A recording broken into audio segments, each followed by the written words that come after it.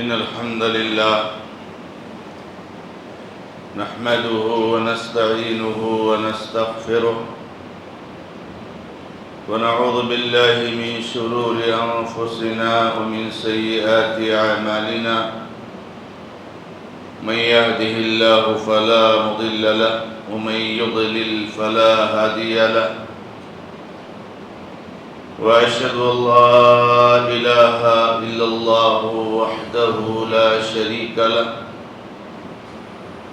وأشهد أن محمدًا عبده ورسوله صلى الله تعالى عليه وآله وسلم يا أيها الذين آمنوا اتقوا الله حق تقاته ولا تموتن إلا وأنتم مسلمون يا أيها الناس اتقوا ربكم الذي خلقكم من نفس واحدة وخلق منها زوجها وبث منهما رجالا كثيرا ونساء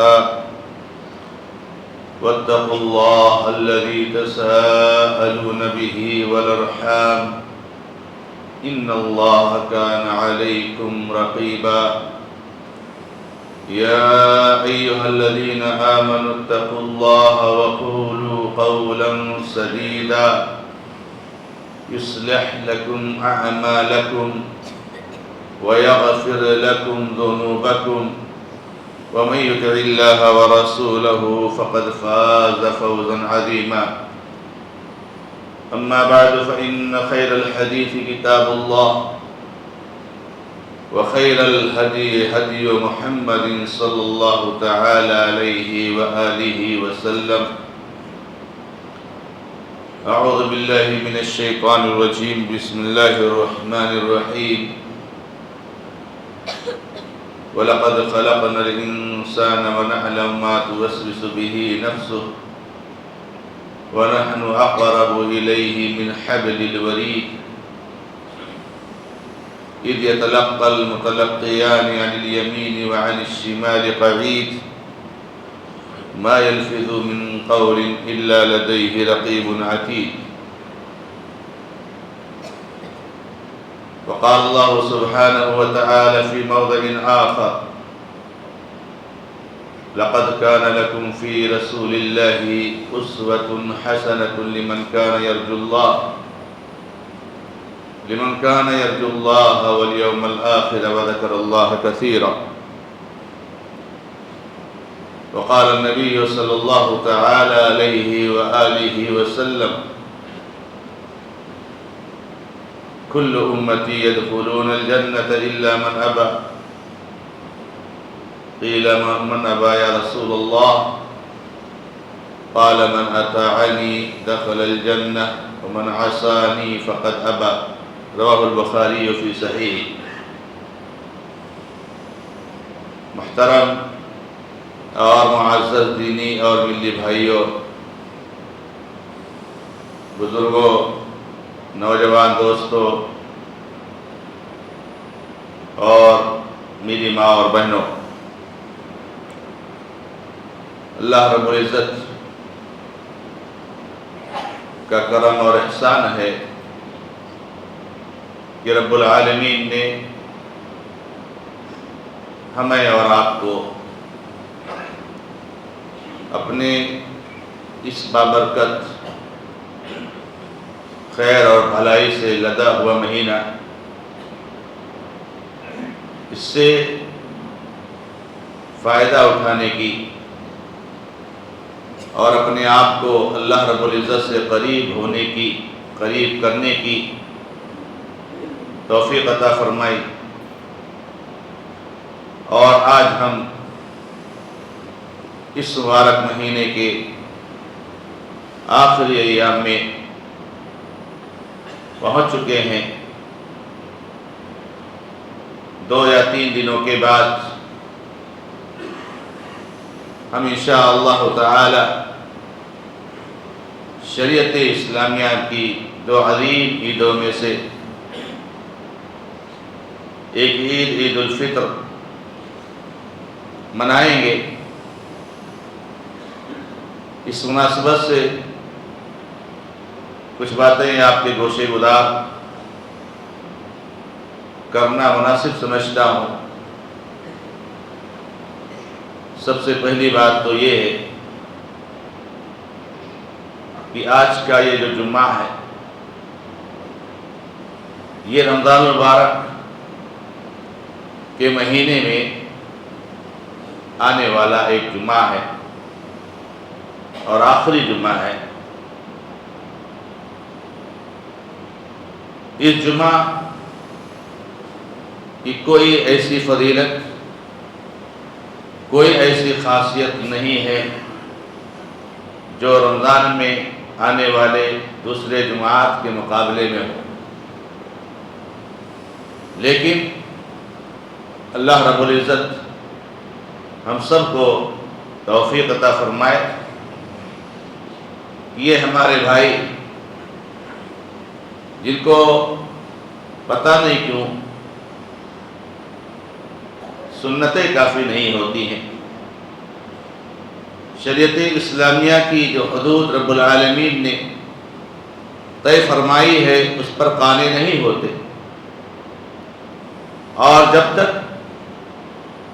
یہ کسی بھی عمل کو، کسی بھی کام کو، کسی بھی عبادت کو بدعتوں سے خراب نہ کر دیں، ان کو سکون نہیں ہوتا۔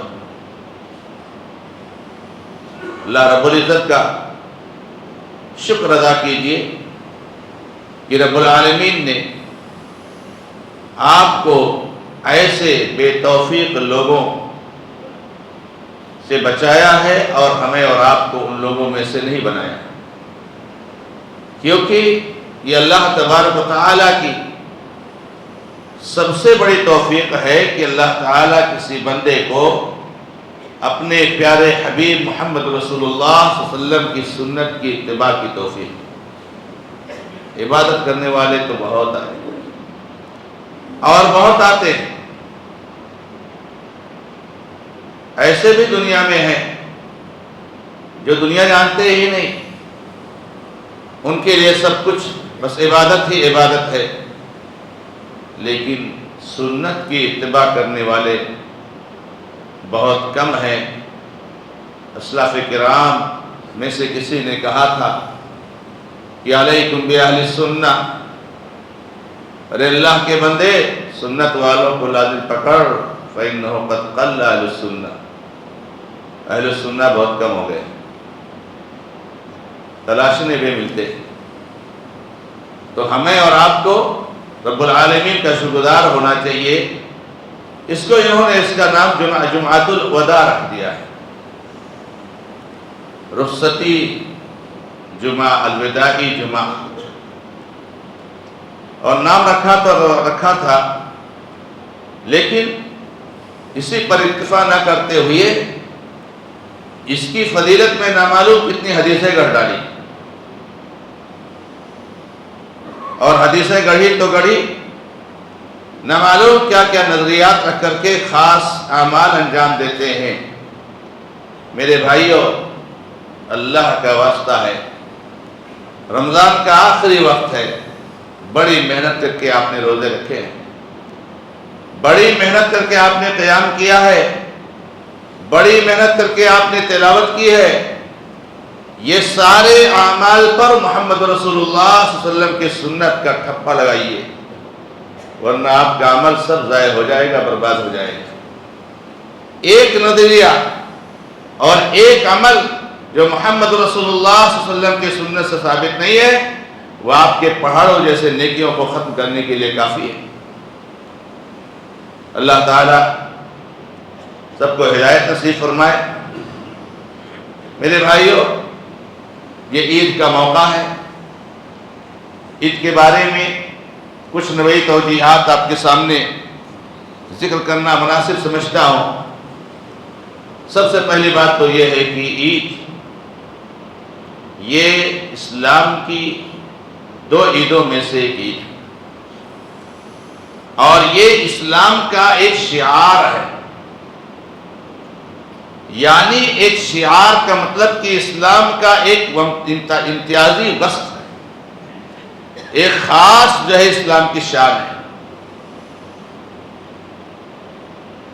اور اس عظمت کو اور اس شان کو اور اس شعار کو وہی لوگ سمجھتے ہیں جنہوں نے اب تک 2 عیدیں باقی رکھی ہیں۔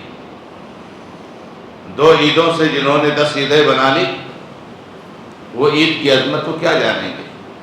عید میلاد النبی، عید لیلۃ الاسراء والمعراج، عید شب برات، نہ معلوم کون کون سے عید۔ اللہ کے نبی محمد رسول اللہ صلی اللہ علیہ وسلم نے اہل مدینہ سے کہا تھا، اے اہل مدینہ، یہ کون سا دن ہے جس میں تم خوشیاں مناتے ہیں؟ کہا نبی صلی اللہ علیہ وسلم، یہ ہم زمانے جاہلیت سے ہی اس دن کو عید کے طور پر مناتے آ رہے ہیں، خوشیاں مناتے ہیں، فرح و سرور کا ماحول ہوتا ہے، سما چھایا رہتا ہے۔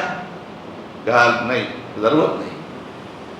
قد ابدلکم اللہ بہما خیرا من ہذین، اب زمانے جاہلیت کا زمانہ گیا، اب اللہ تعالیٰ نے تم کو تمہارے عیدوں، تمہاری تہواروں کے مقابلے میں بدل کر کے 2 عید عطا فرما دیے ہیں، عید الفطر اور عید الاضحیٰ۔ نہ کوئی عید میلاد النبی ہے، اور نہ کوئی عید شب برات ہے، نہ کوئی عید جو ہے اور کسی نام سے موسوم ہے۔ اسلام میں صرف 2 عیدیں ہیں، عید الفطر اور عید الاضحیٰ سالانہ، اور یہ ایک عید ہے جو جمعہ کا دن ہے، یہ ہفتے کی عید، عید الاسبوع، 7 جو دن ہوتے ہیں ان 7 دنوں میں عید کا دن ہے۔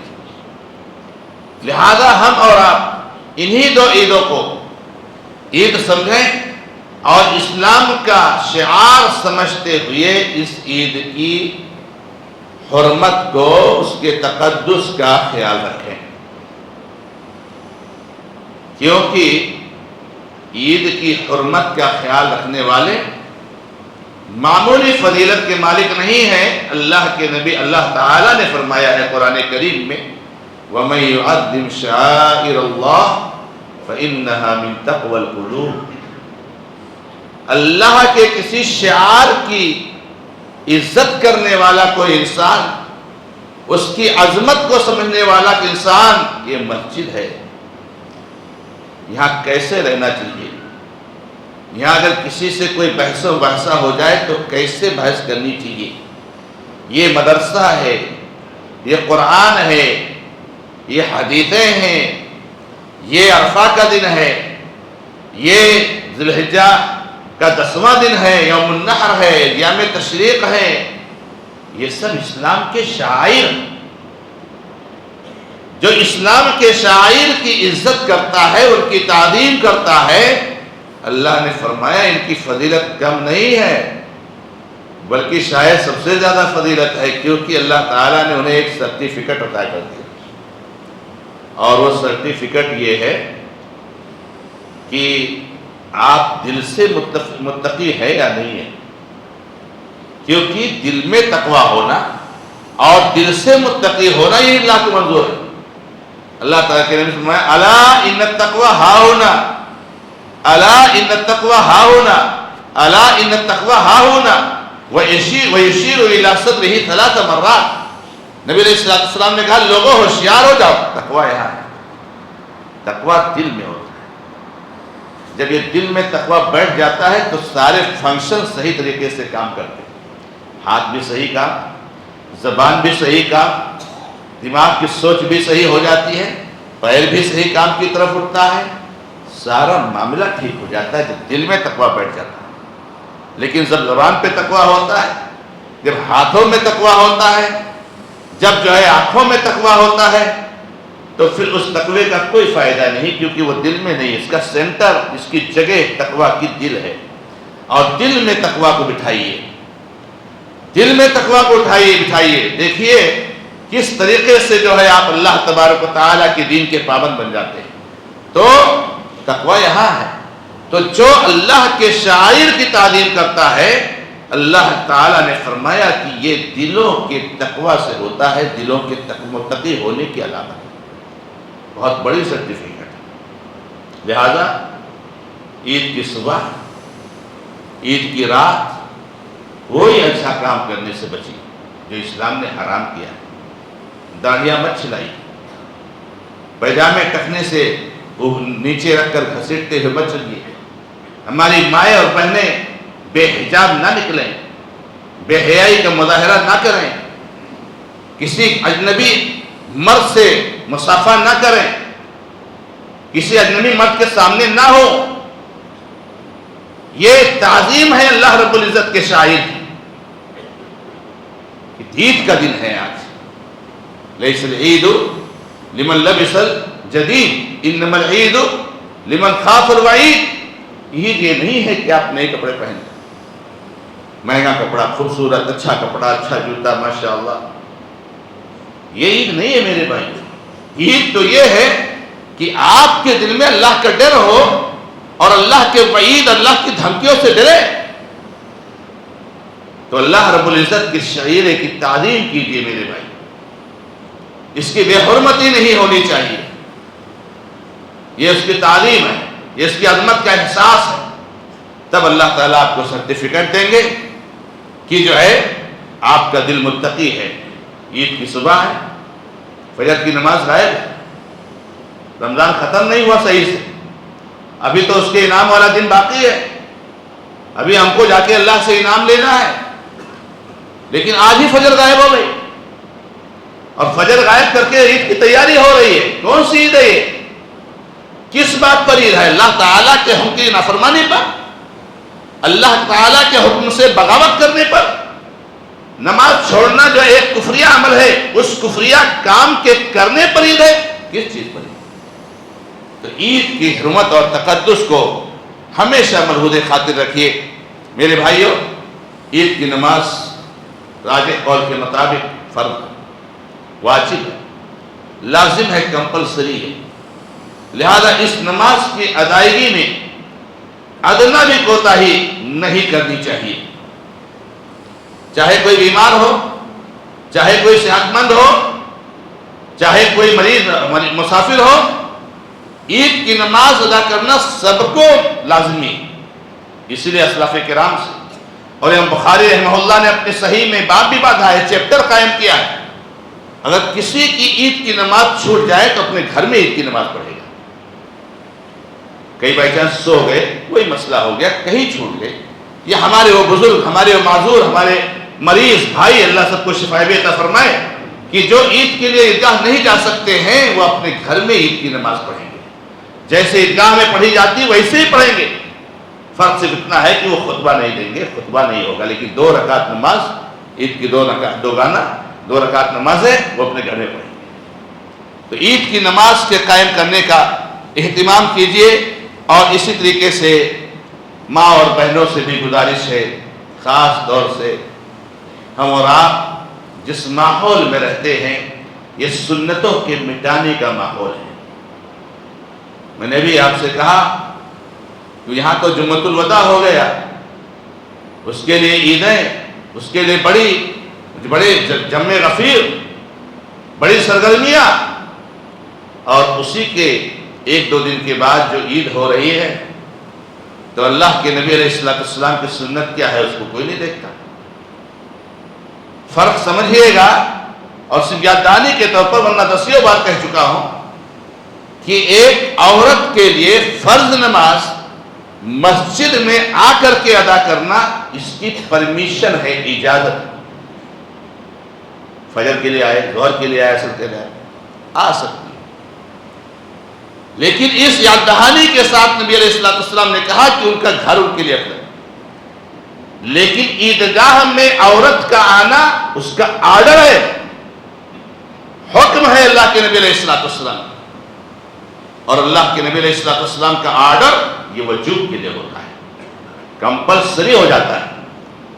اور نہ یہ کہ صرف آرڈر ہے، اللہ کے نبی محمد رسول اللہ صلی اللہ علیہ وسلم ایسے لوگوں کو متعین کرتے تھے جو مدینہ کے گھر میں گھس کر، ایسی خواتین کو جو مدینہ کے گھر میں گھس کر چیک کریں کہ کون سے گھر کی عورتیں عیدگاہ نہیں گئی، ان سب کو عیدگاہ کے لیے نکالیں. ایک گھر میں جائیں، کون سی عورت نہیں گئی، کیا پرابلم ہے بھائی، آپ کو چاہیے نا عیدگاہ میں. ام عطیہ رضی اللہ تعالیٰ عنہ کی روایت بخاری کی کہتی ہے نبی صلی اللہ علیہ وسلم نے ڈیوٹی لگائی کہ جاؤ یہ کام کرو، مدینہ کے ہر گھر سے ساری عورتوں کا عیدگاہ میں نکل کر جانا ضروری۔ یہاں تک کہ اللہ کے نبی علیہ السلام نے کہا ہماری وہ بہنیں، ہماری وہ مائیں جو مخصوص ایام میں ہوتی، جو یمسی کی حالت میں ہوتی ہے، نماز نہیں پڑھ سکتی، مگر عیدگاہ میں نکلنا ان کے لیے بھی ضروری، ان کو بھی حکم دیا، کہا یہ حائضہ عورتیں بھی نکل کر عیدگاہ کے جائیں گی، اتنا ہوگا کہ جہاں عام عورتیں نماز پڑھتی ہیں، مصلی جو ہے نماز پڑھنے کی جگہ، اس سے تھوڑا ہٹ کر یہ عورتیں حائضہ عورتوں تک کو بھی نہیں چھوڑا۔ کہا گیا کہ نبی علیہ السلام ہماری ان بہنوں کا عیدگاہ میں جانے کا فائدہ کیا؟ نماز تو پڑھ نہیں سکتی، نماز کے لیے طہارت شرط ہے، حیض کی حالت میں نماز حرام ہے، کیا فائدہ ہے؟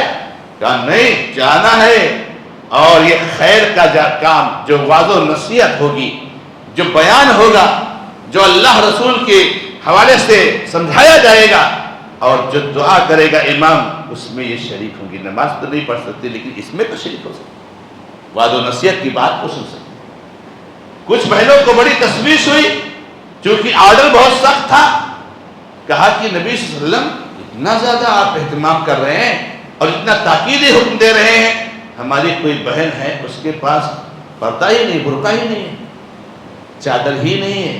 میری ماں اور بہنوں، وقت ہے غربت کا، کتنی عورتیں گھر سے اس لیے نہیں جاتی تھی، کتنی بھی مجبوری آ جائے، کیونکہ ان کے پاس چہرے پر اور اپنے بدن پر ڈالنے کے لیے چادر نہیں ہوتی، اس لیے گھر میں رہنے۔ اللہ نے آپ کو 4 4 6 6 جیسا چاہو ویسا آپ جہیں کیا نام ہے حجاب اور برقع اور نقاب رکھیں، ماشاءاللہ، اللہ تعالیٰ برکت عطا فرمائے۔ کہا ایک عورت ہے کہ اس کے پاس چادر ہی نہیں ہے، کہا ایسا ہے تب بھی جانا کمپلسری ہے، اس کو اس کی سہیلی اپنے چادر میں لپٹ کر لے کے جائے، سہیلی کی چادر ہے، وہ چادر میں اپنی بہن کو بھی لے لے گی اور دونوں چادر میں جائیں گی۔ اللہ اکبر۔ یہ ہمارے مفتی صاحب ہے، کہتے ہیں کہ نہیں، عورتوں کا عیدگاہ نکلنا حرام، جائز نہیں، حرام ہے، نہیں جانا ہے۔ یا الذین آمنوا لا تقدموا بین یدی اللہ ورسولہ، میں نصیحت کرتا ہوں اپنے آپ کو سب سے پہلے اور ہم سب کو اور اس سارے علماء و مفتیوں کو کہ اللہ رسول کے آگے نہ بڑھو، اللہ رسول کے آگے نہ بڑھو۔ حائضہ کو بھی نہیں چھوڑا ہے، ایسی عورتوں کو بھی نہیں چھوڑا ہے جن کے پاس حجاب نہیں ہے، اور نبی علیہ السلام نے کہا ہے کہ نہیں نکلنا ہے، عیدگاہ جانا ہے۔ لہذا میری ماں اور بہنوں، اس بات کا اہتمام کرو کہ اگر آپ عیدگاہ جا سکتی ہو تو آپ لازمی طور سے عیدگاہ جاؤ۔ یہ اسلام کا ایک شعار ہے، پوری دنیا کو اچنبھے میں ڈالے ہوا ہے یہ شعار، جو مسلمانوں کی اجتماعیت ہوتی ہے اور اس کا اظہار ہوتا ہے، اور دنیا شرم سے سر جھکا لیتی ہے کہ ہماری جو عیدیں ہوتی ہیں تو وہاں تو عورتیں ناچ رہی ہوتی ہیں۔ اللہ اکبر، کتنی گندگی میں۔ اللہ ان کو ہدایت نصیب فرمائے غور کرنے کی، حق پر آنے کی۔ ہماری جو عورتیں ہوتی ہیں، جب کوئی تہوار ہوتا ہے، عید ہوتی ہے، تو پوری دنیا کے سامنے ناچتی ہیں ان کی عورتیں، اور ہماری عورتیں عفت، حشمت، عزت، پاک دامنی، حجاب کے ساتھ اللہ اکبر کہتے ہوئے عیدگاہ جاتی ہے، 2 رکعت نماز پڑھ کر شرافت کے ساتھ واپس آ جاتی ہے، کسی کو پتہ بھی نہیں چلتی عورت کب گئی اور کب آئی۔ سبحان اللہ، کیا دین ہے۔ ارے یہی ایک چیز ہدایت کے لیے، ہدایت کے طرف آنے کے لیے کافی ہے۔ تہواریں دیکھ لو اپنے، کیا ہے تمہارے تہواروں میں؟ ناچ گانوں کے علاوہ کیا ہے؟ شراب کباب کے علاوہ کیا ہے؟ ہمارے یہاں کوئی ناچ گانا، کوئی شراب کباب؟ اللہ اکبر، اللہ اکبر، لا الہ الا اللہ، اللہ اکبر، اللہ اکبر۔ آدمی کا دل کانپ رہا ہوتا ہے، آدمی کے دل میں اللہ کا خوف ہے۔ اللہ اکبر، اللہ سب سے بڑا ہے، اللہ سب سے بڑا ہے، نہیں ہے کوئی عبادت کے لائق سوائے وہی۔ یہ ہماری عید ہے، کتنی پاکیزہ عید ہے، کتنی پیاری عید ہے۔ لہذا ماں اور بہنوں کو عیدگاہ جانا چاہیے، اور ہماری اور آپ کی ذمہ داری بنتی ہے کہ الرجال قوامون علی النساء، کہ مرد عورتوں پر حاکم ہیں۔ آپ کی بیوی نہیں جا رہی، کیوں نہیں جا رہی بھائی؟ آپ کی ذمہ داری بنتی ہے، بیویوں کو ایسے مت چھوڑ دو جہاں نبی علیہ السلام کی سنت کی بات آ جائے آپ کا آرڈر جانا چاہیے، چلیے جانا ہی چلے پڑے گا، آپ کو مزاج کچھ الگ ہے، آپ کو نہیں جمتا ہے نہ جمے، محمد رسول اللہ صلی اللہ علیہ وسلم کا آرڈر ہے، آپ کو عیدگاہ جانا ہے۔ ہم کو اپنی بیٹیوں کا، اپنی بہنوں کا، اپنی بیویوں کو چیک کرنا چاہیے کیا وہ عیدگاہ جاتی ہے یا نہیں جاتی ہے۔ اور اب تو بڑی آسانیاں ہو گئی ہیں میرے بھائیوں، اور بڑی سہولیات ہو گئی ہیں۔ بہرحال اللہ کے نبی علیہ السلام کی سنت ہے، آرڈر ہے، ہر شخص کو عیدگاہ کے لیے نکلنا چاہیے۔ اسی طریقے سے میرے بھائیوں ایک اہم بات یہ ہے کہ اللہ کے بندو عید کے دن اچھے کپڑے پہنو، خوشیاں مناؤ۔ آپ کا یہ عید کا دن ہے۔ بعض موقع پر بعض صحابہ نے جو ہے کیا نام ہے کچھ بچیوں کو کچھ منع کرنے کی کوشش کی جو خوشیاں منا رہی تھی، کچھ بچیاں دف بجا رہی تھی، چھوٹی چھوٹی بچیاں، تو کچھ ابو بکر صدیق نے جیسے ڈانٹا ان کو، یہ کیا عید کے دن میں کر رہے، کیا نبی علیہ السلام ہے ابو بکر چھوڑ دیں ان کو دف بجانے، تو یہ ہماری عید کا دن ہے، خوشی کا دن ہے۔ ہر قوم کے پاس عید کا دن ہوتا ہے، ہمارے پاس بھی خوشی کا دن ہے، ان کو مت چھیڑو۔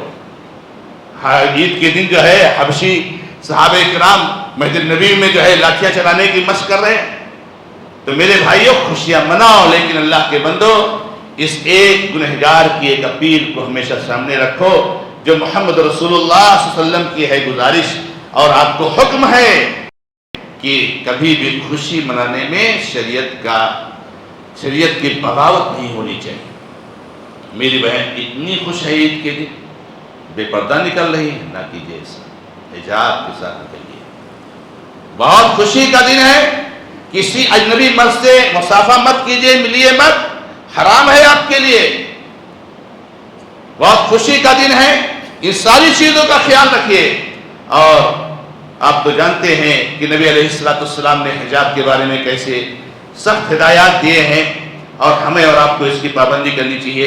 عمر رضی اللہ تعالیٰ عنہ نبی صلی اللہ علیہ وسلم ریشم کا جبہ لائے، خوبصورت جبہ، بڑی خوشی لائے، کہا نبی صلی اللہ علیہ وسلم کے لیے لایا ہوں، عید کے دن آپ پہنیں گے بڑا اچھا لگے گا۔ کہا ارے عمر یہ کیا لے کر کے آئے، ریشم کا جبہ پہن لیں؟ اللہ کے بندے تجھ کو معلوم نہیں کہ یہ کپڑا وہ پہنتا ہے جس کا آخرت کے دن کوئی حصہ نہیں ہے، اللہ کے حکم سے بغاوت کر کے عید کس نام کا ہے؟ اللہ کی بغاوت پر خوشی نہیں۔ میرے بھائیوں اس کا اہتمام کیجئے، عید کے دن غسل کر کے نکلیے، اہتمام کیجئے۔ گھر سے آپ نے جمعرات کو عید سے ایک دن پہلے آپ نے غسل کیا ہے، لازمی طور سے عید کے دن غسل کیجئے، یہ نہ سوچے میں نے کل بھی غسل کیا ہے۔ اچھے کپڑے پہنیے، گھر سے نکلنے سے پہلے 10 کھجوریں کم سے کم کھا لیجئے، 1 کھجور کھا لیں، 3 کھجور کھا لیں۔ اسی طریقے سے تکبیر تحلیل پکارتے ہوئے آپ جائیں، کوشش کریں کہ پیدل نکلنے کی کوشش کریں، یہ اللہ کے نبی علیہ السلام کی سنت ہے۔ اور آخر میں جو میں بات کہنا چاہوں گا وہ یہ ہے میرے بھائیوں کہ ایک بدعت جس کی طرف آپ کو ہمیشہ متوجہ کیا جاتا رہا ہے وہ یہ ہے کہ ہمارے جو احباب سال بھر مر گئے ہیں، انتقال کر گئے ہیں، ان کے لیے خاص دعاؤں کا اہتمام کیجئے، ان کی مغفرت کے لیے اللہ سے روئیے، گڑائیے، بہت روئیے، بہت دعا کیجئے۔ لیکن میرے بھائیوں اللہ کے بندو سنت کی دھجیاں مت اڑائیے اور بدعات کو رواج مت دیجیے۔ عید کے دن کسی ایسے گھر پر جانا کہ اس کے کسی قریب کا انتقال ہو گیا تھا جس کو برسی بنانا کہتے ہیں، اس شریعت اسلامیہ میں حرام، ناجائز۔ اور اگر آپ کو کہہ دوں کہ زنا سے بدتر ہے تو شاید آپ ناراض ہوں گے، آپ کو عجیب لگے گا، لیکن حقیقت یہی ہے، حقیقت یہی ہے۔ کیسے زنا سے بدتر ہے؟ کیونکہ زنا ایک معصیت ہے، ایک گناہ ہے، اور یہ بدعت ہے، اور بدعت ہر معصیت سے بڑھ کر ہے، خطرناک ہے میرے بھائی، معمولی نہ سمجھیے میرے بھائی، یہ قتل مرڈر سے بدتر ہے، یہ چوری سے بدتر ہے، یہ ہر قسم کے جو گناہوں سے بدتر ہے، کیونکہ یہ بدعت ہے۔ اور بدعت کو کیا کہا نبی صلی اللہ علیہ وسلم؟ وَشَرَّ الْأُمُورِ مُحْدَثَاتُهَا، سب سے برا کام، سب سے بدتر کام جو بدعت ایجاد کی جاتی ہے یہ ہے، اس لیے معمولی مت سمجھیے۔ اور صحابہ کرام نے کہا ہے کہ ہمیشہ ابلیس کو بدعت زیادہ اچھی لگتی ہے کہ لوگ بدعت پر عمل کریں، کیونکہ گناہ کرنے والا اس سے توبہ کر لیتا ہے، لیکن بدعت کرنے والا توبہ نہیں کرتا ہے، اس کو توبہ کی توفیق نہیں ہوتی ہے۔ مت ان کے گھروں پر جائیے، خاص طور سے مت جائیے آپ عید کے دن، اور کسی بھی طرح کی کوئی چیز کہ خاص طور سے کھانا بنا کر لے جانا، کچھ کرنا، اور ایسے ہی عید کے دن لوگوں کا جمع ہو کر قبرستان جانا اور وہاں پر ان کے لیے دعائیں پڑھنا، یہ سب بدعت و خرافات میں سے ہے۔ اللہ کے بندو تعزیت کے لیے پورا سال پڑا ہوا ہے۔ اللہ کے بندو قبروں میں رہنے والے ہمارے بھائیوں، مردوں کے لیے دعا کرنے کے لیے پورا سال پڑا ہوا ہے، قبروں کی زیارت کے لیے پورا سال پڑا ہوا ہے۔ اللہ کے لیے بدعات سے بچائیے، ورنہ وکل بدعت ضلالہ وکل ضلالۃ فی النار، ہر بدعت گمراہی ہے اور ہر گمراہی کا ٹھکانہ جہنم ہے۔ رب العالمین سے دعا کرتا ہوں کہ اللہ جو باقی ایام ہے رمضان کے، اس میں ہمیں مزید محنت کرنے کی توفیق عطا فرما، ہمارے روزوں کو، ہماری ساری عبادتوں کو قبول فرما۔ اے اللہ، اے رب العالمین، ہم خطا کار ہیں، گنہگار ہیں، ہمارے روزوں میں ایک کمی نہیں 1000 کمیاں ہیں۔ کون سی عبادت ایسی ہے جو ہم نے کی ہے جس میں کمی نہ رہی ہو؟ رب العالمین، اگر تو کمی کی وجہ سے ہمارے عبادتوں کو ٹھکرا دے گا تو ہم کدھر جائیں گے؟ ہمارے گناہوں کو، غلطیوں کو، کوتاہیوں کو معاف فرما، ہمارے صدقۃ الفطر کو قبول فرما، اس کو ہمارے گناہوں کے لیے کفارہ بنا، اور اللہ تعالی ہمارے مردوں پر رحم فرما، مریضوں کو شفا عطا فرما، پریشان حال لوگوں کی پریشانی کو دور فرما۔ بارک اللہ لی و لکم فی القرآن الکریم ونفعنی وإیاکم بالآیات والذکر الحکیم، انہ تعالی جواد کریم ملک الرؤوف الرحیم۔